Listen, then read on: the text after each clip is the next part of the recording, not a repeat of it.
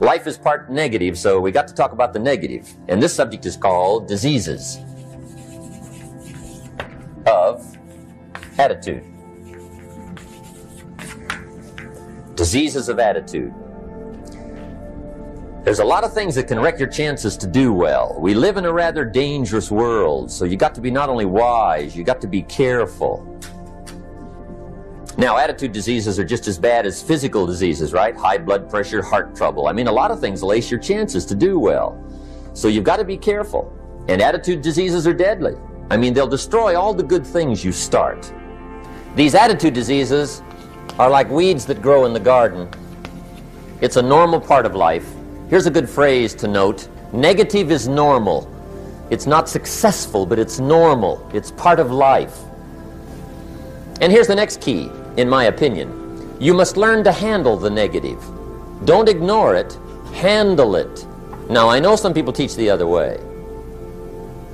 And listen to them, and listen to me, and then make up your own mind. Right? Don't be a follower, be a student. But I say you got to handle the negative.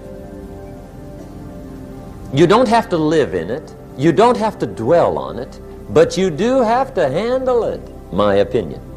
Here's what part of it is. It's called the Great War between good and evil.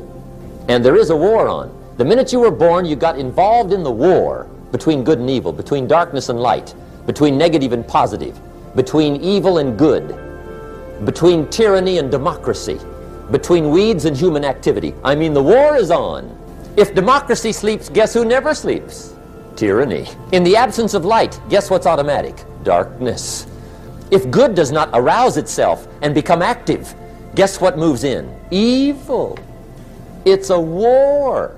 A mental war, a physical war, a financial war, between enterprise and ease, between accomplishment and failure. It's a war.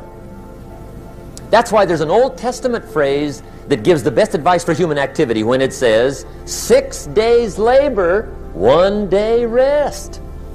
Now, I'm sure we've taken that to mean, don't work all 7 days, take one off. Here's what it also means, only take one off, or you're liable to lose the war. Now, we've got it down to 5 and 2, and maybe that's not too dangerous, I don't know. If God would have thought of 5 and 2, he might have made it 5 and 2, I don't know. But here's what it does mean. Enterprise is better than ease. If you rest too long, the jungle overtakes the village. Now, here's the good news about the war between good and evil. Evil is no match for good, but good must be active. Weeds are no match for human activity, but if you stand still, how far in will they come? All the way. They'll grow right up around your shoes. But if you get busy, how far back can you take them? As far as you wish. They're no match, but you must be active. That's why the 6 and 1. Make sure you're not losing the war by taking off too much. Guess what the average years are after retirement? 6. Which means don't retire. Your chances are too slim. The war between good and evil, the weeds. You got to make sure you recognize the negative, handle it, deal with it, and then go on. Let's make a list of the diseases of attitude that can wreck all your chances to do well. One of the words that destroys everything is called neglect. And I found this out. A week of neglect could cost you a year of repair. It isn't worth it. So what to be on the lookout for? Here's the list. If you were making it, you'd have the same list I've got. Right? We're not covering anything new tonight. This is a reminding session, not a teaching session. But it doesn't hurt to go over it again. Here's the list. Attitude diseases. Number 1 is indifference. The shrug of the shoulder. The guy's not even concerned. He's just drifting. This is called the mild approach to life. A disease known as mildness. The guy says, well, I can't see getting all that worked up. Well, to be any kind of winner, you got to get worked up. There's one problem with drift. You cannot drift to the top of the mountain. And the good Lord said in the closing chapters of the Bible, here's the best way to live, one way or the other. That's best. Hot or what's next best? Cold is next best to hot. Not the half-baked middle, lukewarm, not too hot, not too cold. What a sad way to live. I think what it means is pick a direction and go with everything you got. Just pick one and go. Somebody says, yeah, but what if it's the wrong direction? You'll find out quicker. It won't take you 25 years to wake up and say, oh no, I've been walking the wrong road. I told my staff the other day, next best to prosperity is adversity. If one doesn't get you, pray for the other. We all do better from one of two reasons, inspiration or desperation. And I don't wish anything bad on you tonight, but if you're not inspired, I hope a wagon comes down your rut. Whatever it takes to get you to try harder, read more, set your goals, and go for it. Somebody asked me one time, what quality would I pick if I wanted to work with somebody? And you know what I picked first? Number one, strong feeling. Please, number one, give me somebody that feels strong. About most anything, I don't even care. Just so they believe it. Even if they disagree with me. Wonderful. Just so they disagree vigorously. I'm not saying it's easy to win those kind of people to your point of view, but I'd rather do that than to try to resurrect people from the dead. Pump them up every month, pump them up, pump them up. Here's the key to the good life. Learn to put everything you've got into everything you do. Whatever you are doing, pour it on. It will quickly open up into opportunity or quickly disclose to you that you ought to be doing something else. The delusion is, if I had a better job, I'd really pour it on. See, that's delusion. Wherever you are, pour it on. Don't give somebody half a job for a day's pay. Pour it on. See, that'll help change your life. Get rid of this disease. Here's the next attitude disease, indecision, mental paralysis. The guy can't make up his mind and it becomes a disease. Pretty soon he knows he's got it. The guy says, well, I know I'm on the fence. But he says, what if I get off on the wrong side? Listen, after a while it doesn't matter. Just get off. Any side will do. A life full of adventure is a life full of many decisions. The ones that turn out to be wrong give you better experience to make better decisions. So don't see how many decisions you can get out of, see how many you can get into. That's where the adventure is. So shake off this disease, indecision. The next one is doubt.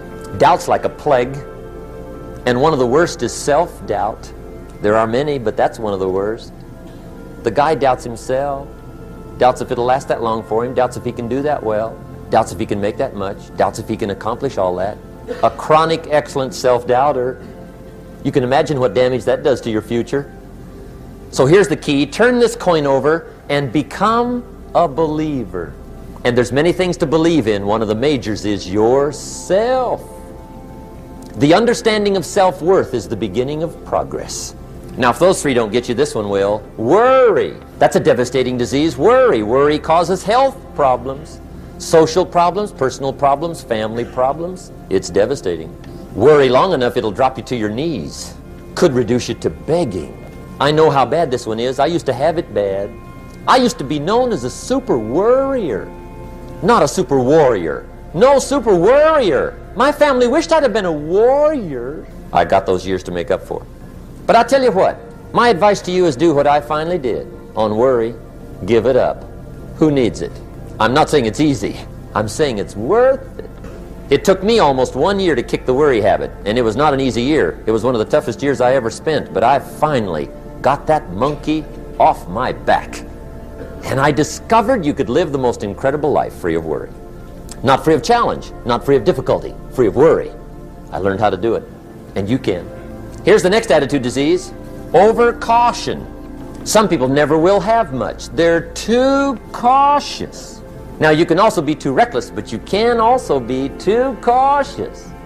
This is called the timid approach to life. And my caution was always the risk. Risk used to drive me right up the wall. I used to say, what if this happens? It's called the language of the poor. What if this happens? And on top of that, if this was to happen, look at the fix I'd be in. I better not try. I could always ace myself out. Then I'll tell you what changed my whole life when I finally discovered it's all risky. The minute you were born, it got risky. If you think trying is risky, wait till they hand you the bill for not trying. If you think investing is risky, wait till you get the tab for not investing. See, it's all risky. Getting married is risky. Having children is risky. Going into business is risky. Investing your money is risky. It's all risky. I'll tell you how risky life is. You're not going to get out alive. The Englishman says, well, if that's the way it's going to work out, let's give it a go. Right, that's what it's for. Give it a go. Somebody says, yeah, but I'm looking for safety and security. Fine, then huddle in a corner. We'll cover you with a sheet, bring you 3 meals a day. And we'll protect you, feed you, look after you, care for you. We won't let anything happen to you, and you'll probably live to be 100. The guy said, well, yeah, I'd live to be 100. But what a way to live. Right. What a way to live, safe and secure. Don't ask for security. Ask for adventure. Better to live 30 years full of adventure than 100 years safe in the corner. And see, it's not important how long you live. What's important is how you live. The next one is pessimism. Pessimism, the deadly disease of always looking on the bad side, the problem side, the difficult side, checking all the reasons why it can't be done. The poor pessimist leads an ugly life. He doesn't try to figure out what's right. He tries to figure out what's wrong. He doesn't look for virtue. He looks for faults. And when he finds them, he's delighted. How ugly. This is the poor guy who looks through the window, doesn't see the sunset. He sees the specks on the window. And this is the poor guy, right, who rushes up, takes such leave of his senses. This guy rushes up and he says, I've got 5 good reasons why it won't work.